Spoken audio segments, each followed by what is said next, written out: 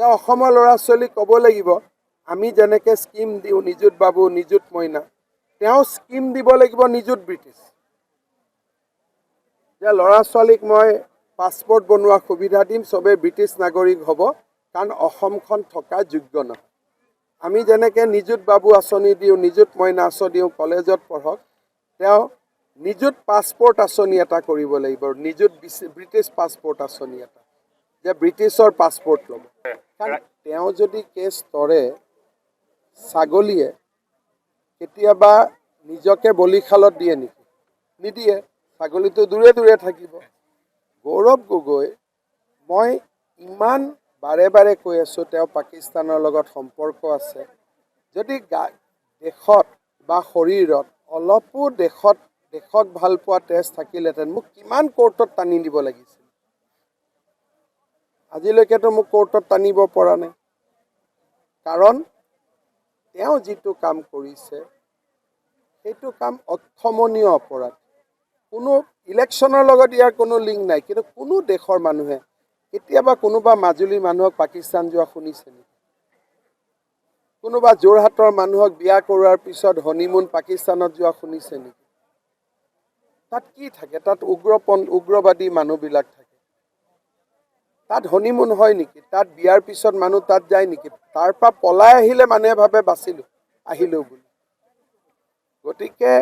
তেওঁ যিখিনি কাম কৰিছে পৰিবাৰে পাকিস্তানৰ পৰা দৰমহা লৈছে 13 বাৰ অহা যোৱা কৰিছে তেওঁ নিজে 10 দিনকৈ আছে মইতো নিবিচাৰোঁ যে অসমীয়া মানুহ এজন বিপদত পৰক কিন্তু তেওঁ নিজে নিজক বিপদলৈকে ঠেলি গৈ আছে সিদিনাখন যেতিয়া তেওঁ নিজে স্বীকাৰ কৰিলে মই ৰাৱালপিণ্ডিতো গৈছোঁ মইতো নিজে হতবাক হৈ গৈছোঁ যে তৰুণ গগৈ ল'ৰা এজন এনেকুৱা পৰ্যায়ত কেনেকৈ যাব গতিকে এইবিলাকতো উত্তৰ নাই আৰু মই ইমান কৈ আছোঁ মোৰ এগেইনষ্টতো কোৰ্টত যাব সাহস কৰা নাই তাৰ মানে কি তেওঁ কোৰ্টখনক ভয় কৰে কাৰণ কোৰ্টত গ'লেতো এতিয়া অসমৰ মানুহক উল্টা পুল্টা ক'ব পাৰিব কংগ্ৰেছী মানুহখিনি কিন্তু কোৰ্টকতো উল্টা পুল্টা ক'ব নোৱাৰে অসমৰ যিবিলাক কংগ্ৰেছৰ সাধাৰণ ছাপোৰ্টাৰ আছে তেওঁলোকক তেওঁ এনেকৈ কৈ দিলে বজাৰ কৰিব গ'লোঁ পাৰ্কত গ'লোঁ এইবিলাক এটা সহজ সৰল মানুহে কংগ্ৰেছক ভাল পাই বিশ্বাস কৰি ল'ব কিন্তু আইনেতো বিশ্বাস নকৰে যে 10 দিন পাৰ্কে চালে নেকি মই কংগ্ৰেছ পাৰ্টিৰ ভিতৰৰ কথা নকওঁ তেওঁ আমিতো অলপ লাচিতৰ পৰা অলপ দূৰত অসমীয়া হিচাপে তেওঁতো লাচিতৰ বংশধৰ নিজৰ ধৰ্মটো ধৰি ৰাখিব নোৱাৰিলে এতিয়া কি তাৰমানে তেওঁ অসমীয়া ল'ৰাকেইটা ক'ত পঢ়িব ক'ব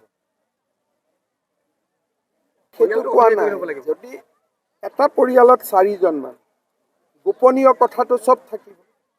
যেতিয়া মই ফোনত কথা পাতোঁ প্ৰধানমন্ত্ৰীৰ লগত মোৰ পৰিবাৰে শুনি থাকেনে বিচনাত থাকেতো শুনি থাকে যেতিয়া মোৰ ঘৰত কোনোবা মানুহ আহে মোৰ ল'ৰা ছোৱালীয়ে দেখেনে এতিয়া এজন মুখ্যমন্ত্ৰী হ'লে কোন মানুহে তেওঁক ফোন কৰিব আৰ্মিয়েতো তেওঁক ফোন নকৰে কিজানি তেওঁৰ পৰিবাৰে শুনা পায় এয়াৰফ'ৰ্চেতো তেওঁক ফোন নকৰে কিজানি তেওঁৰ পৰিবাৰে শুনা পায় কাৰণ 4জন মানুহৰ 3জনে ল'ব ইউনিয়ন জেক আৰু এজনে ল'ব তিৰংগা আৰু সঁচা কথা ক'ব গ'লেতো মোৰ আৰু সন্দেহ আছে কিন্তু ইলেকশ্যনৰ আগত মই কেইটামান আৰু তাৎপৰ্যপূৰ্ণ কথা ক'ব খোজা নাই মোৰ মনত আৰু এটা ডাঙৰ সন্দেহ আছে কিন্তু মই ইলেকশ্যনৰ আগত মই নকওঁ কাৰণ 3জনে যিটো কাম কৰিছে 4 নম্বৰজনে কিয় নকৰিব গতিকে মোৰ মনততো আৰু এটা নেক্সট সন্দেহো আছে কিন্তু মই এতিয়া ইলেকশ্যনৰ আগত ক'ব খোজা নাই কিন্তু ইয়াৰ ওপৰতো মই জাচুচি চলাব লাগিব কাৰণ ঘৰত যদি 4জনৰ মোৰ ল'ৰা ছোৱালী ৱাইফে কিবা এটা কৰে সেইটোতো ময়ো কৰিম চিক্ৰেট কৰি কৰিব পাৰোঁ কিন্তু তাৰমানে সেইটো কামত ময়ো আছোঁ এইটোৱে কথা বাকী একো নাই এই ৰাজনীতিৰ জেগাত চলি থাকে কিন্তু পাকিস্তানটো হজম নহয় আৰু বেলেগ যি